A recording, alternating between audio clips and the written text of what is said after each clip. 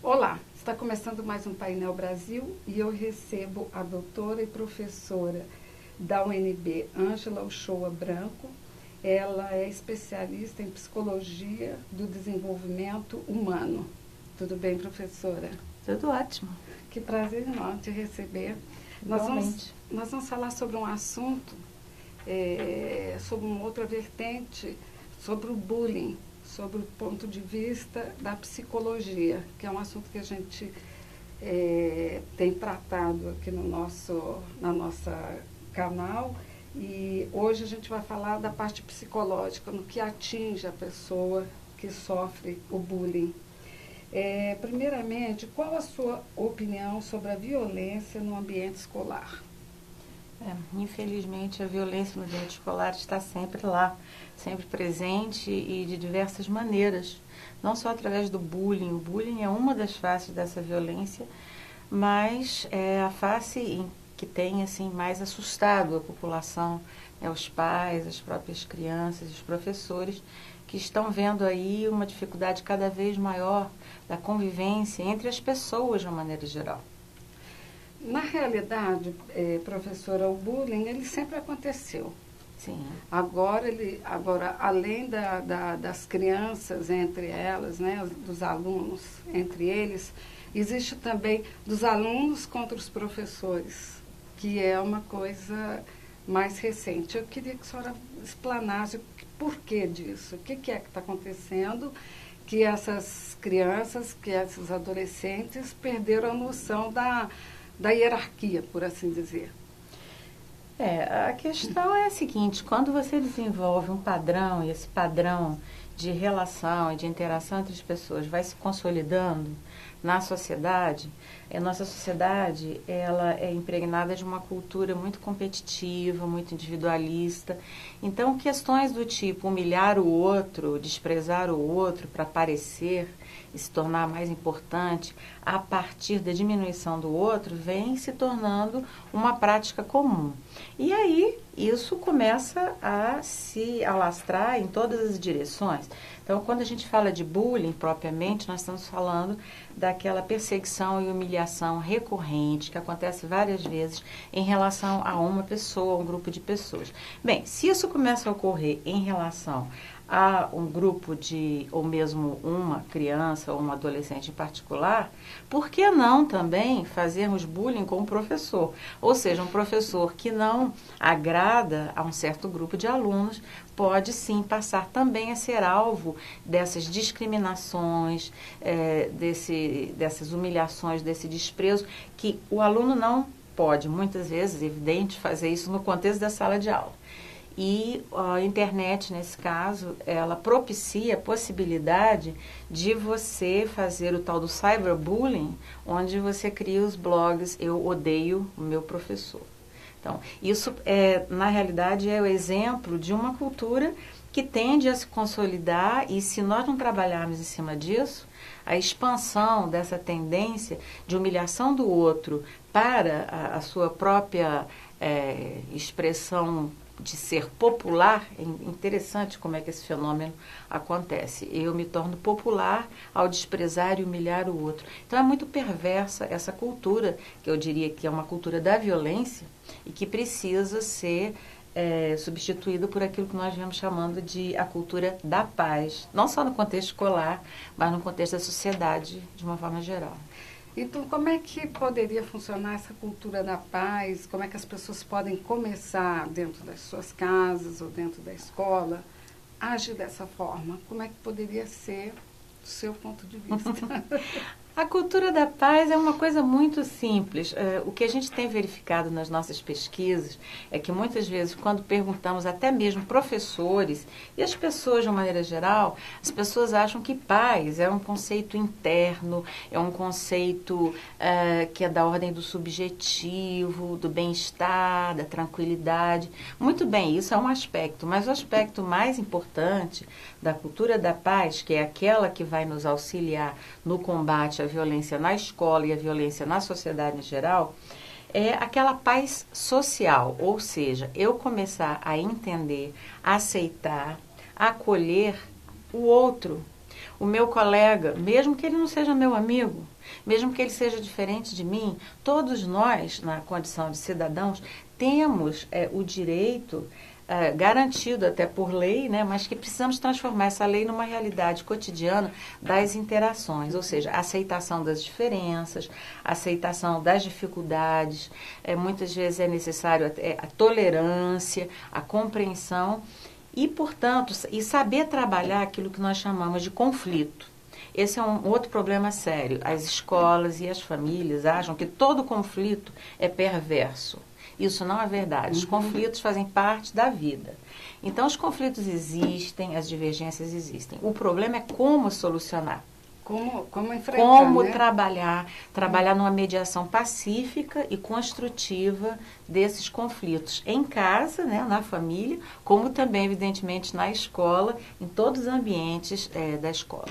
E a senhora acha, por exemplo, no caso das escolas, já tem professores já com essa mentalidade ou ainda é uma parcela muito pequena?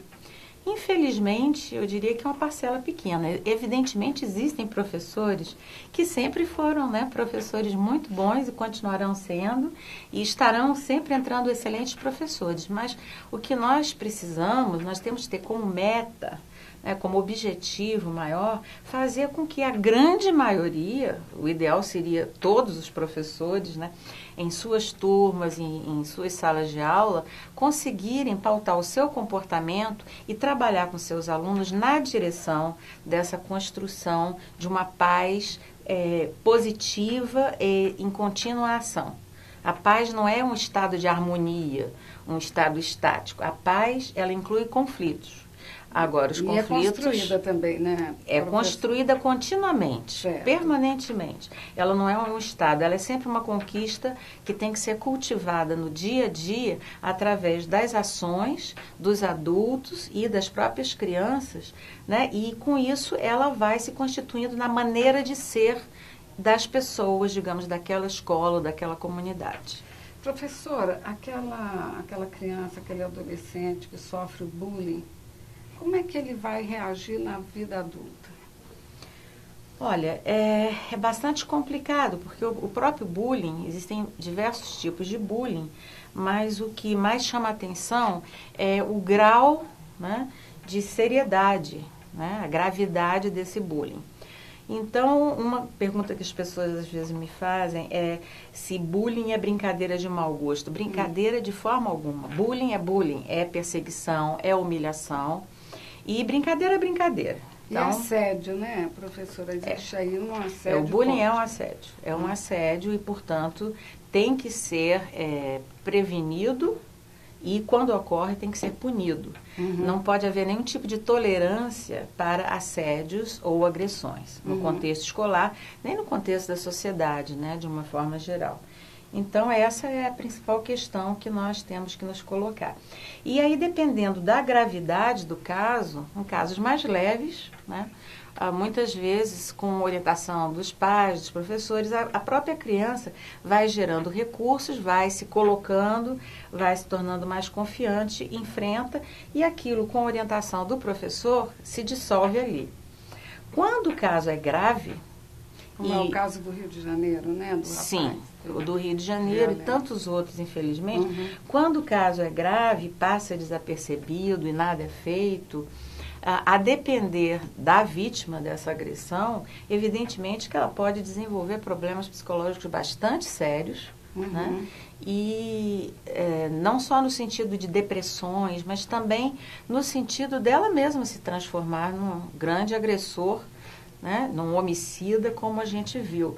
Então, a gente às vezes pensa que é só o grupo de crianças que faz o bullying, que são os agressores, que no futuro vão ser também agressores, mas muitas vezes é a própria vítima que no futuro ela se prepara para se tornar um agressor. E isso é bastante complicado. E às vezes ela sofre tanto na escola quanto em casa, né? Que são os casos mais graves, eu acredito. que é a não aceitação, uma cobrança exacerbada, enfim, de chamar o filho, de repente você é burro, quer dizer, toda vez caindo sobre a mesma coisa, na escola ele tem a mesma pressão, acaba não... Existem variedades muito grandes, por exemplo, você deu um exemplo da criança sofrer tanto na escola quanto em casa. Em alguns casos a gente tem na família a criança que é continuamente humilhada e desprezada pela família, né? Ela ser o agressor na escola. É como se ela descontasse tudo aquilo que ela recebe, né? Na escola, então ela é popular, é ela que manda, é ela que agride, porque em casa é que ela sofre. Então, muitas são as possibilidades desse fenômeno. Ele é muito complexo e exige, cada caso precisa de uma análise específica, porque não tem uma receita que diga, não, é sempre assim, assim, assim, assim. Certo. Não, tem uma variedade bastante grande. Porque o ser humano é complexo, né? Exato. Por exemplo, também a criança que na infância ela tem esse hábito de fazer o bullying, enfim, de ser o dono da escola, aquela coisa toda. A tendência dela é ser sempre assim, de repente pegar um carro, correr de qualquer jeito, achar que não tem limite no trânsito ou qualquer outra coisa, ou não tem nada a ver? Eu não posso dizer que não tem nada a ver, mas ao mesmo tempo não existe nenhuma possibilidade assim de você dizer que a pessoa que é assim nesse contexto, que às vezes favorece ela, digamos, a ser agressora naquele contexto, com aquele grupinho de colegas e com aquelas vítimas, ela em outro contexto, como eu falei, ela pode ser exatamente aquele que é humilhado. Então não dá para a gente fazer generalização. Agora, é evidente que uma criança que em casa ou ela é perseguida, rejeitada, ou, por outro lado, ela é paparicada demais e ela não tem limites, ela pode também ser um agressor, porque ela não tem limites. Então, mesmo não sendo humilhada dentro de casa, pelo contrário, tudo que ela diz tem que ser obedecido, porque ele é o rei da família, manda em todo mundo. E aí essa criança não vê limites, vai para a escola e reproduz a mesma situação. Esse caso é complicado, porque aí a tendência é nós termos um adolescente também sem limites, né, um adulto sem limites, e essa questão dos limites é muito importante de ser estabelecida como uma maneira de orientar as nossas crianças e os nossos adolescentes. Qual conselho a senhora daria, por exemplo, a uma família, o pai, a mãe, para que eles percebessem o que está acontecendo com esse filho, qual é a reação que normalmente ele tem quando ele sofre na escola, esse tipo de ataque, esse tipo de bullying, como é que os pais podem perceber e, a partir daí, poder cooperar juntamente com a escola para mudar essa situação? São várias as iniciativas, né, e aquilo que pode ser feito. A primeira coisa é observar como que a criança está indo na escola, né? É obrigação dos pais acompanhar o percurso da criança na escola, ver como é que ela está se dando com os colegas e com o próprio professor. Está sempre conversando com a criança sobre como é esse dia a dia, sobre, enfim. Então, à medida que os pais vão desenvolvendo esse diálogo, fica mais fácil deles obterem assim, algumas dicas de que alguma coisa não está indo muito bem, o filho resolve ficar quieto, não conta mais. Isso é bastante frequente com vítimas de bullying. Eles procuram preservar os pais por N razões. Preservar os pais porque eles acham que eles mesmos têm que resolver a situação sozinhos, né? Então, se você tem um diálogo contínuo com seu filho, isso vai ficar mais fácil de perceber quando ele... Outra coisa importante é quando a criança diz que não gosta mais da escola, não quer mais para a escola, começa a aparecer com dores de cabeça, dor de estômago, uma série de coisas que os pais levam no médico, a criança não tem nada. Então, ela está se utilizando de recursos para evitar um ambiente aversivo, um ambiente ruim para ela. E aí... os pais, mais uma vez, precisam buscar essa conversa, não só com a criança, como também, evidentemente, com a professora ou professor desta criança. E aí é que entra o lado da escola. Os professores também têm que estar muito atentos, porque às vezes eles tratam o grupo de uma forma muito generalizada e prestam mais atenção naqueles que são mais escandalosos, ou então que são os melhores alunos e que perguntam mais e que procuram mais. E às vezes aquele que está sendo vítima é o mais quietinho, é o mais disciplinado, muitas vezes ele tira boas notas. Muitas vezes a gente verifica que a criança que sofre bullying, ela tem uma queda no desempenho, tá? Mas nem sempre. Nem sempre. Então, não precisa haver necessariamente uma queda no desempenho escolar e acadêmico da criança para que essa criança esteja sofrendo um bullying sério por parte de seus colegas. Então, o professor tem que estar bastante atento para verificar como se dá essas relações entre as suas crianças. Ele não pode ficar alheio e dizer, não, essa coisa de relação entre os meninos é entre eles, eu não tenho nada a ver com isso. É claro que ele não tem que ficar interferindo, mas ele tem que observar e ser capaz de perceber quando alguma coisa está errada. E, em princípio, um professor bem treinado e preocupado em observar, né, o que está ocorrendo, ele acaba encontrando indicadores de que algo não vai bem. Uma última pergunta. A gente está tratando muito o bullying como se fosse uma coisa de crianças, adolescentes. E no caso de adultos no trabalho, é assédio moral ou é bullying também? Como é que funciona? É a mesma coisa? Nós podemos ter vários nomes para coisas muito parecidas. O bullying, ele se estabeleceu como termo, vindo do inglês, em função de todo um histórico, né, de todo um histórico cultural. Mas a questão do assédio moral, que você observa em situações de trabalho, né, evidentemente que tem muito desse aspecto de um fenômeno onde alguém está se sentindo feliz ou gratificado por humilhar o outro. Então, no fundo, nós temos aí um componente muito semelhante. Né? Alguém está sofrendo, está sendo vítima de alguém que com mais autoridade ou que tem mais recursos em termos sociais, habilidades sociais, para desprezar, se impor, diminuir o outro. E aquele que é vítima costuma ser a pessoa mais vulnerável, muitas vezes é mais tímida e não desenvolveu ou tem dificuldade de desenvolver uma maior assertividade, recursos, portanto, que permitam esse desenvolvimento da autoconfiança, né, de saber se colocar, de saber impor limites aos outros e se posicionar diante de situações de agressão.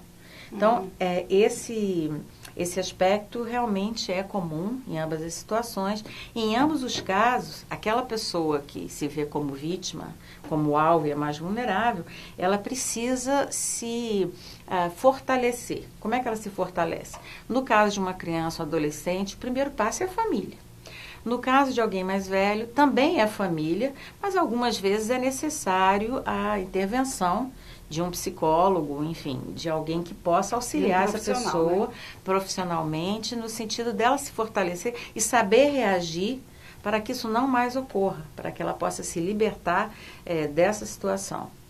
Agora, nós temos que, evidentemente, cultivar toda uma nova visão de interações e relações entre as pessoas, para que isso não ocorra nem na escola, nem na família, nem no trabalho, nem em contexto nenhum da nossa sociedade. É a paz, né, professora? Que é exatamente a ideia da cultura da paz, que a gente pretende promover.